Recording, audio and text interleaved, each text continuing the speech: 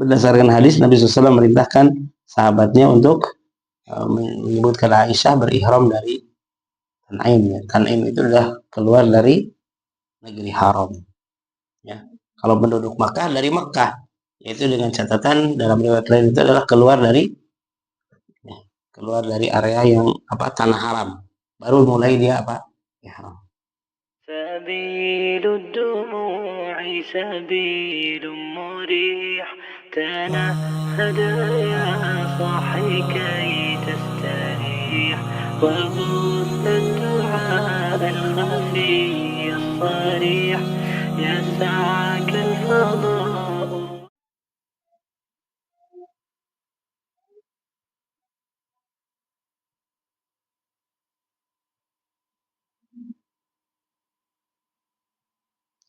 Bismillahirrahmanirrahim.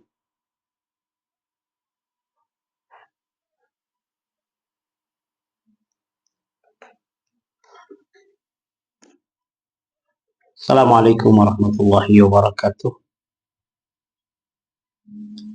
Innal hamdalillah nahmaduhu wa nasta'inuhu wa nastaghfiruh wa na'udzu billahi min shururi anfusina wa sayyiati a'malina. May yahdihillahu fala mudilla lahu wa may yudlil fala hadiya lahu. Wa asyhadu an la ilaha illallah wahdahu la syarika lah wa asyhadu anna Muhammadan abduhu wa rasuluh. Allahumma shalli wa sallim wa barik ala Muhammadin Rasulillah wa ala alihi wa sahbihi wa man walah ma ba'd. Teman-teman semua yang dirahmati Allah Subhanahu wa taala. Alhamdulillah di kesempatan ini kita bisa kembali untuk melaksanakan kegiatan aktivitas kita dalam thalabul ilmi. Dan kita insyaallah di kesempatan ini akan membahas lanjutan dari Arba'in Hadisan fil Ahkam lil Mundhiri, yaitu 40 hadis dalam hukum Imam Al-Mundhiri rahimahullah ta'ala, dan kita masuk ke hadis Amin wal Ishrun, yaitu hadis ke-28.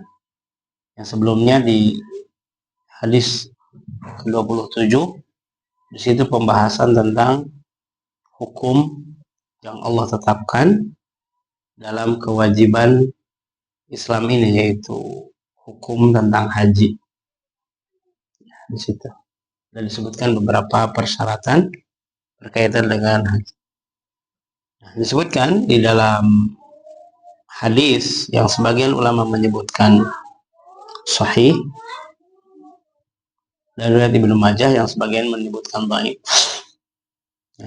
Dan yang mensahihkannya termasuk menyebutkan bahwa haji itu harus dilakukan segera. Dalam sebuah hadis Nabi SAW bersabda, "Man aradal hajja falyata'ajjal." Orang yang ingin haji hendaklah bersegera. Innahu qad yamridul marid, karena kadang-kadang tiba-tiba sakit. Wa tadillu dhalah, atau tiba-tiba bangkrut. Wa ta'ridul hajah, atau satu kebutuhan mendesak sehingga kebutuhan dan kemampuan kita hilang. Maka dengan itu mazhab Hanbali dan yang lainnya menyebutkan ini adalah wajib haji alal fawr. Sementara di sisi mazhab Syafi'i, karena menyebutkan riwayat ini adalah tidak sahih, dalam ulama-ulama mazhab mengatakan bahwa dengan ini adalah haji adalah alat tarakhi, yaitu waktunya luas. Ya, waktunya luas tergantung pilihannya, dengan catatan dia akan meniatkan haji kapanpun. Nah, kemudian di kesempatan ini kita masuk di al-hadits Tsamin wal Ishrun, hadis ke-28, ini anil mawaqit, tentang miqat, ya. Tentang miqat. Qala an Abdullah bin Abbas radhiyallahu anhu qala, Abdullah bin Abbas berkata, waqata Rasulullah SAW li ahli al-Madinah Dzul Hulaifah. Nabi SAW telah menetapkan miqat untuk ahlul Madinah, yaitu disebut Dzul Hulaifah. Dzul Hulaifah itu sebuah tempat disebut Wadil Aqiq, kalau sekarang ada Abyar Ali atau Bir Ali. Dan itu termasuk mikot yang sangat jauh ya, dari Mekah, termasuk yang jauh. Nah ini kalau orang yang haji dan umrah mesti melewati mikot seperti itu.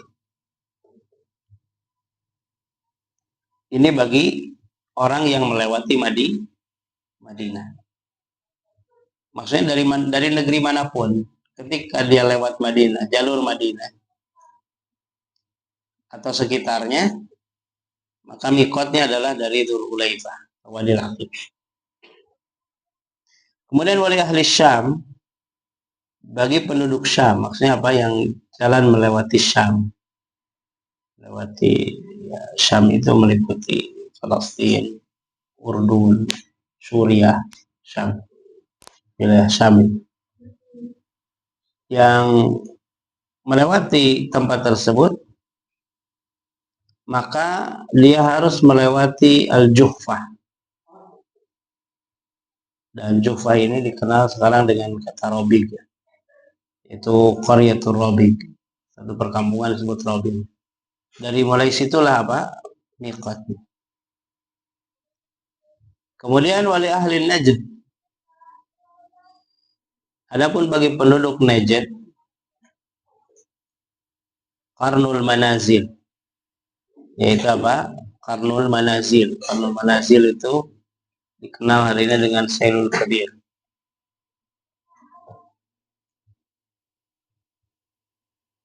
Itu bagi ahlul Najd.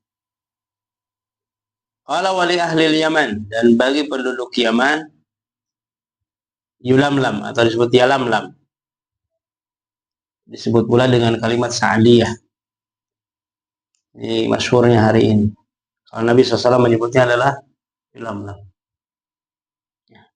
Dan itu hanya apa, penyebutan nama, oleh karena itu kenal sekarang Yulamlam dengan apa, Sa'diyah atau umpamanya Juhfah dengan Robi. Karena Nabi mengatakan Juhfah. Ini disebutkan mikot. Ada 4 mikot yang disebutkan dalam hadis, satu hadis, dan ini hadisnya adalah muttafaqun alaih. Kemudian ada satu mikot lagi yang diriwayatkan dari Aisyah, yaitu waqata li ahli al-Iraq la ta'irqin, ahli al-Iraq. Dan ini sebenarnya mensahihkannya, dan Syekh Albani menyebutkan sahih. Maka kalau disebutkan miqat, batasan tempat permulaan orang melakukan nusuk ibadah haji ketika mau ke Mekah, adalah disebutkan dari 5 penjuru ini, ya, batasan itu. Dan disebutkan batasan tersebut yaitu tergantung apa, lokasi yang luasnya dan seterusnya. Jadi bukan ditentukan dengan titik, tapi intinya kalau masuk di perkampungan itu, selama itu masuk itu dan sejajar dengannya sampai kepada mikot yang lainnya, maka disitulah dia termasuk mikot. Ya. Seperti ini. Tapi karena sekarang sudah banyak difasilitasi jalur darat dan jalur udara pun, itu apa, disebutkan mikot, diberikan tanda.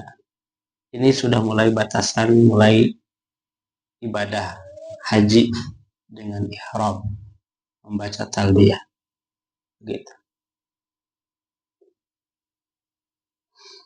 Ya, ini tentang mikotnya. Jadi ada disebutkan ini. Kemudian dalam hadis ini disebutkan dalam hadis Abdullah bin Abbas, bagaimana penjelasan mikot ini? Apakah penduduk Madinah saja? Kalau penduduk Madinah dari manapun tempatnya harus pergi dulu ke Dzulhulaifah. Penduduk Syam harus pergi dulu ke situ. Apakah seperti itu? Enggak. Rasulullah SAW mengatakan, hunna lahunna waliman ata alaihim. Seluruh mikot ini adalah untuk seluruh penduduk ini. Jadi kalau umpamanya orang Madinah, ya pasti lewat situ. Atau waliman ata alaihinna min ghairihinna.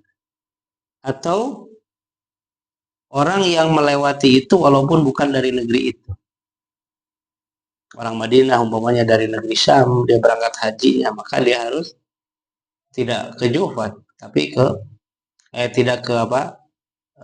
Dzulhulaifah, tapi ke Juhfa. Demikian seterusnya. Ini disebutkan oleh beliau sallallahu alaihi wasallam. Mimman aradal hajja wal umrah. Jadi miqat ini adalah bagi orang yang menginginkan untuk menunaikan ibadah haji dan umrah. Wa man kana duna dzalika famin haitsu ansha'a hatta ahli Makkah min Makkah. Dan orang yang tinggal setelah miqat, yaitu di bawah miqat, setelah miqat, ya, famin haitsu ansha, maka dia memulai ihramnya dari tempat yang dia tinggal di situ. Jadi umpamanya kalau kita gambarkan ini miqat, ini Mekah. Kemudian di sini ternyata Dzulhulaifah, di sini Juhfah, di sini ya tadi umpamanya Yalamlam, di sini Qarnul Manazil, di sini Dzatu Irqin. Ya seperti ini.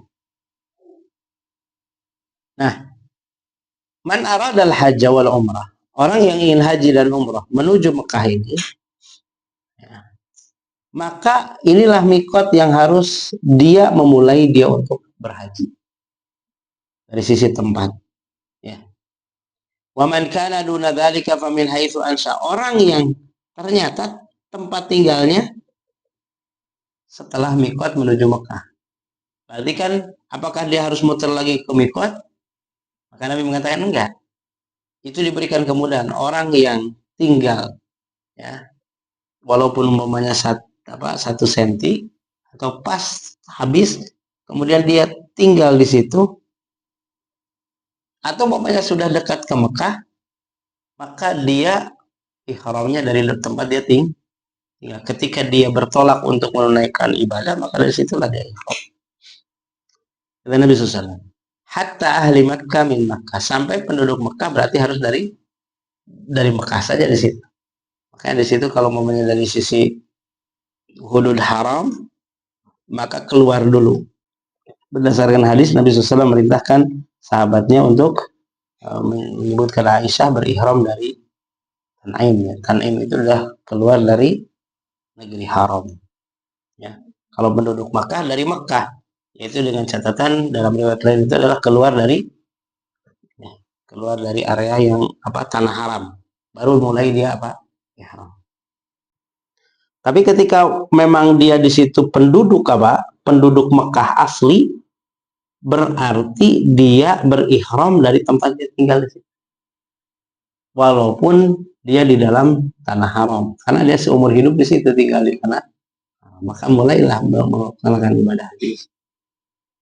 Ini kata Nabi SAW, hatta ahli Makkah min Makkah, sampai penduduk Mekah itu dari Mekah saja.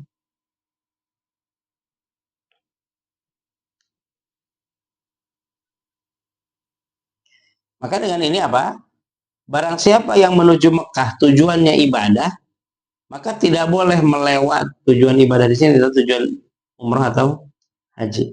Tapi dia berangkat.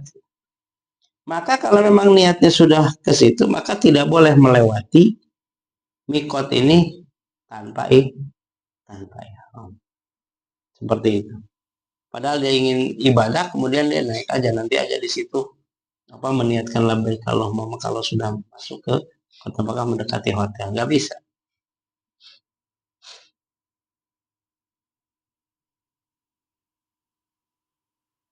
Itu seperti itu. Kemudian dimakruhkan pula kalau dia melakukan ihramnya sebelum dari miqat. Sebelum dari miqat. Makan tadi di sini Mekah ya. Di sini miqatnya. Boleh nggak dia berihram dari sini? Makruh kata para ulama. Dan ini diriwayatkan dalam hadis tentang ini. Bahkan disebutkan kalau sebelum mikot ini, ya, yang mengatakan makruh ya.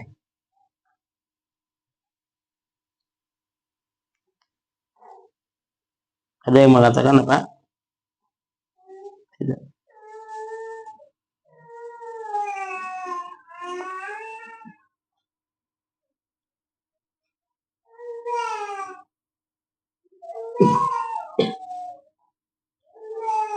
Nah ini disebutkan. Dan makruh ihram sebelumnya. Dan setiap hadis yang ada riwayat berihramnya adalah sebelum ini dinyatakan dhaif oleh para ulama ya, seperti itu. Dan pernah Imam Malik rahimahullahu taala beliau berkata kepada seseorang yang dia ingin ihram sebelum miqat. Dia ingin ihram sebelum miqat. Ya. Karena di sini apa?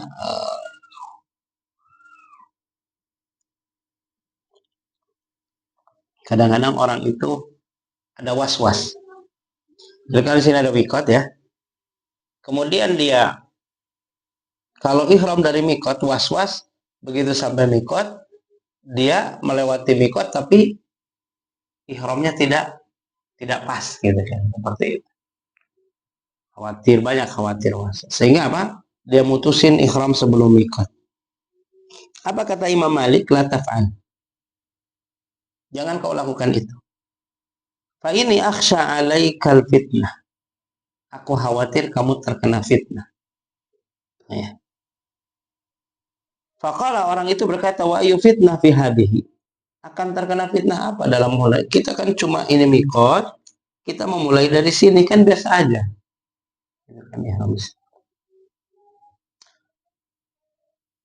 Innama hiya amyal aziduha. Itu kan hanya sekedar jarak yang aku tambah di sini. Ini mikot, maka saya mulai dari sini. Ini ke Mekah, saya mulai dari sini. Ya kita merasa nyaman aja. Jadi ketika sampai mikot tinggal terusin aja. Apa kata beliau? Faqala wa yufitnah a'dham min antara annaka sabaqta ila fadilatin qasara anha Rasulullah. Kemudian Imam Malik berkata, adakah fitnah yang lebih besar ketimbang kamu berpendapat bahwa kamu lebih dulu mendapatkan sesuatu yang utama, ya. Padahal Rasulullah Shallallahu Alaihi Wasallam menetapkan apa di situ. Kemudian Imam Malik mengatakan, jadi intinya begini, ada nggak fitnah ketika kamu menganggap lebih utama daripada apa yang ditetapkan oleh Rasul? Ada nggak fitnah lebih besar dari itu? Ini sami itu Rasul, ya. Karena aku mendengar Rasulullah SAW, ya. Ini sami itu Allah yaqul. Imam Malik mengatakan, aku mendengar Allah Subhanahu Wa Taala berfirman. Karena beliau mengatakan beriman bahwa Al-Quran itu adalah kalamullah bisautin wa huruf. Dan di situ adalah matlu, dibacakan. Maka ini sami'tullah, aku mendengar Allah berbicara. Itu dalam surat An-Nur. Aliyah dari ladina yukhalifuna an amrih an tusibahum fitnah wa yusibahum adzabun. Hendaklah hati-hati orang yang menyelisihi dari perintah Nabi SAW, dia akan ditimpa fitnah atau ditimpa azab yang pedih, seperti itu. Nah, ini kondisinya. Apakah dia harus membayar kesalahannya? Maka di situ tidak, karena dia belum sampai ke ihram. Cuma pelanggaran syariat, yaitu dia telah mengharamkan sesuatu yang sebenarnya belum haram. Karena disebut ihram itu nanti ada hal-hal yang diharamkan. Kalau dia datang sebelum itu berarti dia telah mengharamkan sebelum pada tempat yang diharamkan. Berarti itu adalah fitnah karena mendahului Nabi alaihi wasallam. Begitu. Ini kata Imam Malik.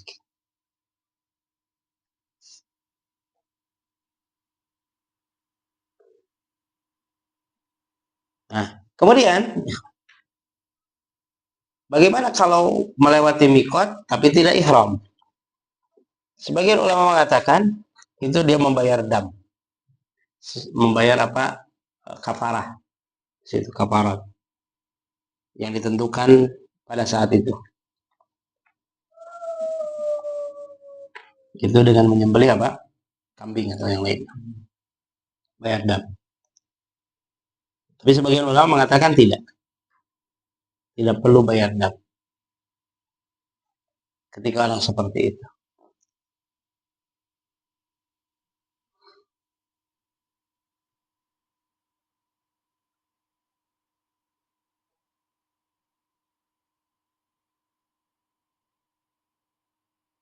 Ini kondisinya. Sebagian ulama mengatakan tidak. Tidak perlu apa ada dam. Allah Ta'ala alam. Dia bertobat saja. Begitu. Nah, kemudian kenapa Al-Mu'allif menyodorkan dua hadis ini tentang haji? Hadis kemarin tentang hukum. Hadis ini adalah tentang mikot. Kenapa yang dipilih ini dalam kitabnya dan beliau menyarankan hal tersebut?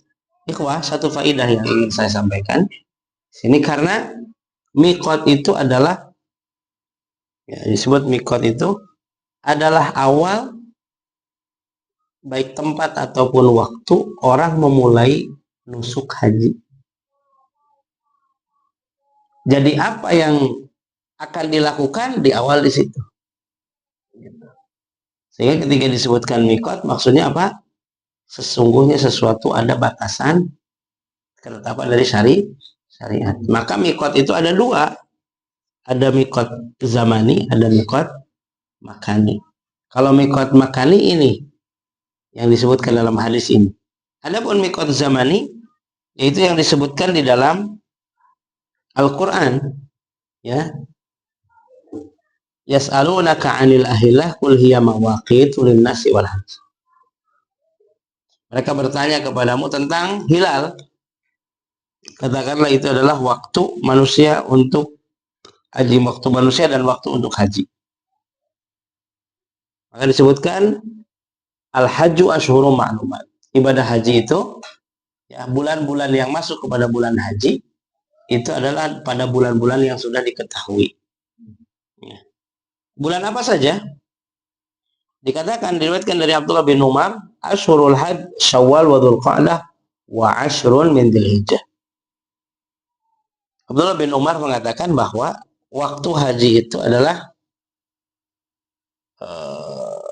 Syawal, Dzulqa'dah, wa asyrun min Dzulhijjah. Seperti ini. Itu adalah waktu zaman. Apa itu adalah mikot zamannya apa? Seperti itu. Artinya apa? Dikatakan oleh Ibnu Abbas, minas sunnah alla yuhrim bil hajj illa fi asyhuril hajj. Tidak bisa seseorang berihram untuk haji kecuali pada bulan-bulan ini. Bulan apa itu? Abdullah bin Umar mengatakan tadi Syawal, Dzulqa'dah dan asyrun min Dzulhijjah.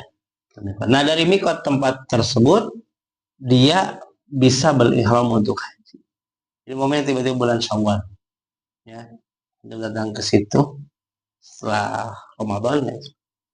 Dan antum akan tinggal di mana? Di sana untuk haji dan umrah.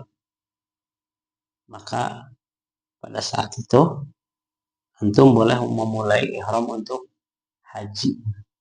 Dan mikot ini kenapa didapatkan? Yaitu dijelaskan karena tujuannya adalah salah satu pelajarannya bahwa penentuan nusuk itu saat di mana? Di mikot. Penentuan nusuk ibadah itu pada saat di mikot. Dan nusuk itu ada 3 macam yang disebutkan. Ya. Yang sebagian ulama ada yang menyebutkan mana yang lebih utama dan yang lainnya, tapi nggak disebutkan nusuk ada. Tergantung kesempatan. Yang pertama adalah ada yang disebut dengan ifrad, haji saja. Kalau haji saja berarti dia tidak digabung dengan umroh atau tidak dilakukan 2 kali. Yang kedua adalah qiran. Qiran itu adalah bergandengan, dan di situ adalah bersatu haji dan umroh.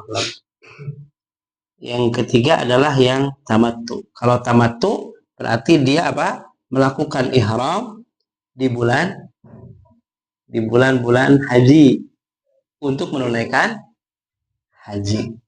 Itu disebut tamattu. Jadi boleh umpamanya umroh dulu di bulan Syawal, kemudian nanti nunggu apa? Hari tarwiyah, yaitu di tanggal 8 Dzulhijjah. Ini maksudnya. Seperti itu. Jadi beliau tidak membawakan apa? Sifat haji Nabi SAW, tapi beliau menyebutkan dengan mikot ya. Kenapa di sini disebutkan hal tersebut? Karena ini adalah makomnya ringkas. Hadis-hadisnya yang pendek. Karena sifat haji itu disebutkan satu hadis tentang sifat haji itu hadis Jabir. Dia menceritakan awal Nabi haji sampai berakhir haji tersebut. Demikian juga para sahabat berhaji pada saat. Wallahu taala alam. Nah, demikianlah mungkin berkaitan dengan kenapa dengan mikot seperti itu. Jadi kalau momennya tadi disebutkan contohnya, kalau kita sebutkan sedikit dia tentang kaifiahnya. Kalau yang ifrad berarti apa? Pas tanggal 8 atau 9 dia apa tanggal 9 ya. Kemudian dia berangkat ke apa namanya? Ke Arafah dan seterusnya.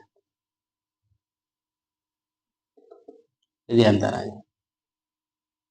Dan itu menunggu ya untuk tanggal itu. Ya, disebut ada hari tarwiyah yaitu tanggal 8 Dzulhijjah.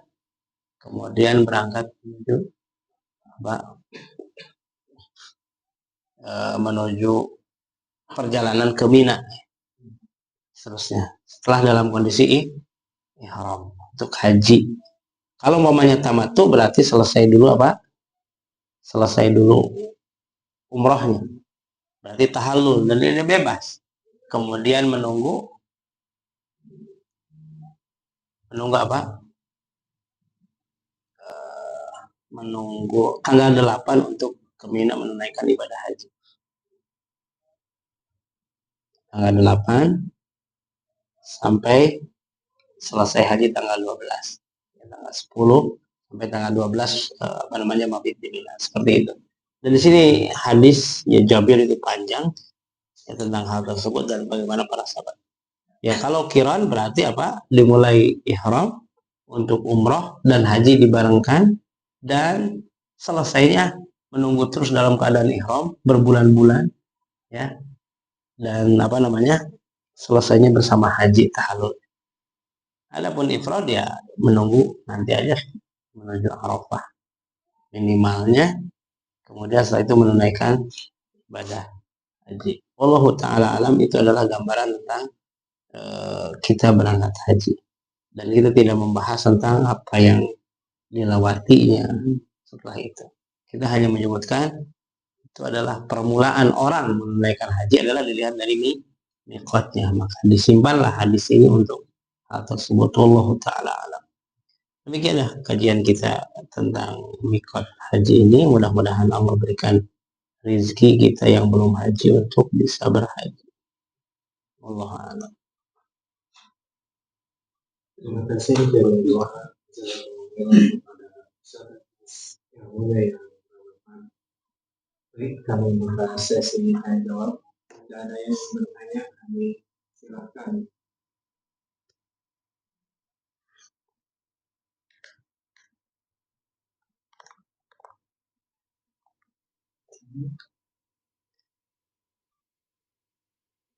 Silakan.